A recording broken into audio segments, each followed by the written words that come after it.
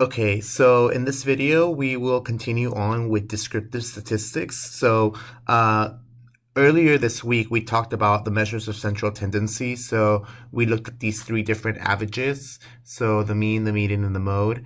And what we said that these three measures tell us how exactly the data looks in the middle. So what is going on in the center, right?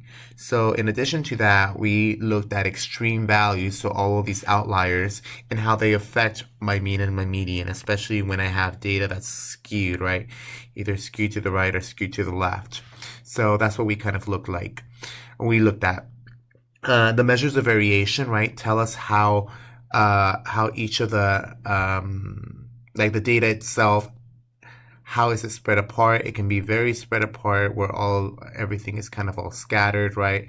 It can be very, very skinny, so it may be very consistent at one particular point, or just some normal, data, right? So we were looking at the variation, and the way that we described it was with the range and with the standard deviation.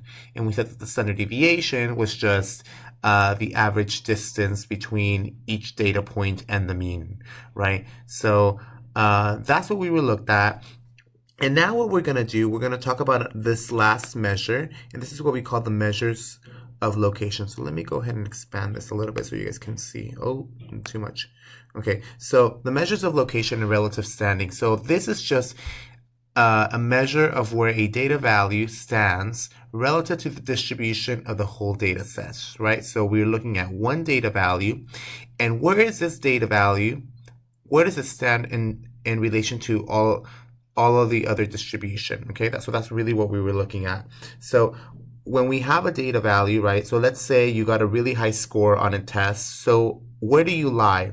So if you got like a 95% on your exam, well, what about everyone else? Because you can still, have the lowest score if everybody scored above you, or you can still have the highest score if everyone scored below you, or you can be somewhere in the middle, right?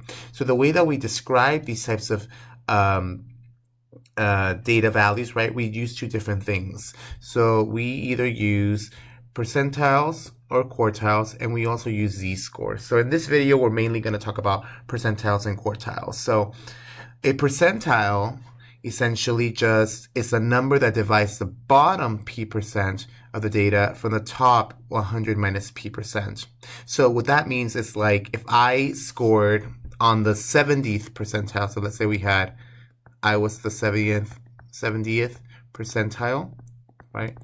Then what that means, right, that means that 70% scored below me. 70% of people, whoever took this exam, scored below me, and only 30% of the class scored above me. That's basically what this means. Bottom p%, well, the percentile is 70, right? So 70% scored below me, 30% scored above me. That's basically what it is.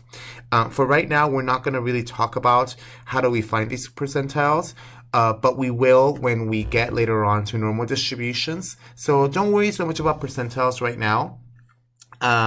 That will come later. But for right now, I really want you guys to really know what a quartile is. So a quartile, right, separates the data into fourths, right? So let's say this is all of my data. So let me pick another color. Let's pick, I don't know. How do I pick a color? Can I just hold it? And oh no, I guess that's not it. Oh, there we go. Okay, so let me pick green.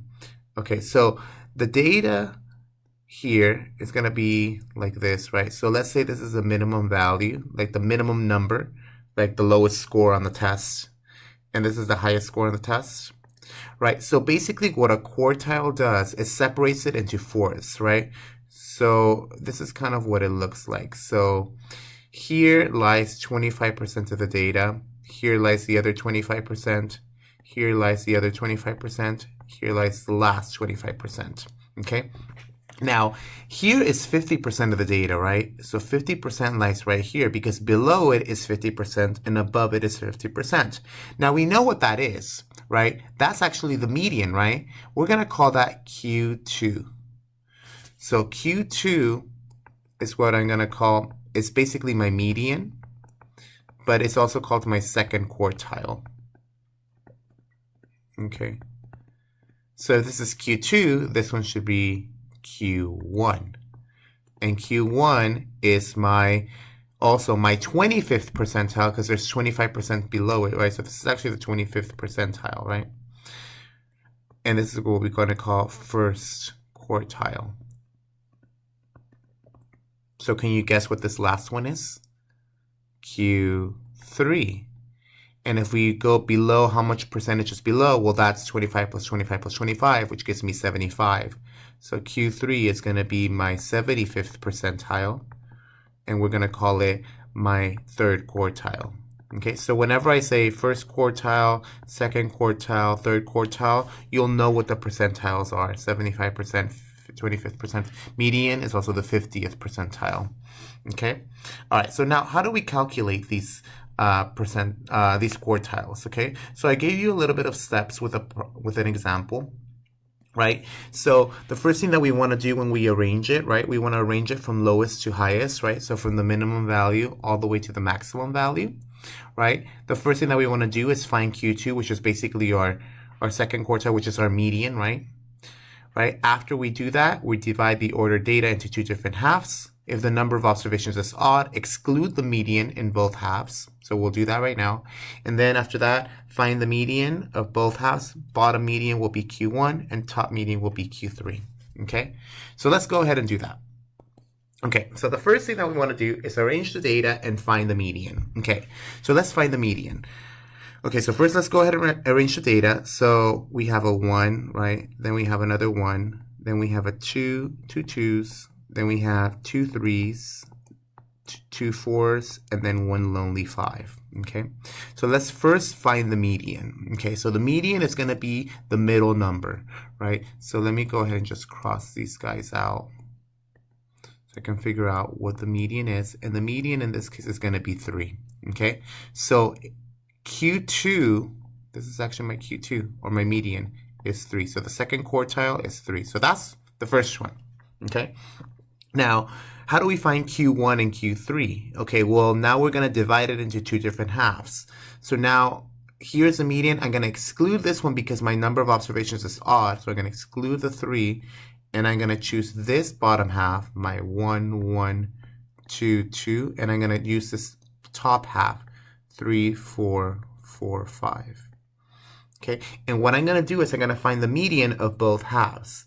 So here, notice that my number of observations of the bottom half is even. So I'm going to take these two numbers, 1 and 2.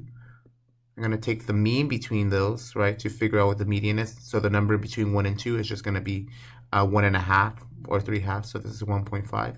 So this is Q1. So Q1 is 1.5. Here, well, the middle number between 4 and 4, well, it's still 4, right? So Q3 is 4. Okay. All right, so that's what we got. Q1 was 1.5, Q2 was 3, and Q3 was 4. Okay. Now you can use you can do it like this, but when you have a lot of data, right, like more than 20 observations, right, you might not want to do it by hand. So what you might want to do is use a calculator, right? So I have an emulator here, right, a graphing calculator. So I'm going to go ahead and use it. So let me get rid of this so I can quit. Okay, so I'm going to go ahead and do this. So the way that we found the quartiles is the same way that we were finding the standard deviation and the mean using the calculator. Okay, so what you want to press first is press stat. So same directions that I passed out this past week. We're going to go ahead and click on edit.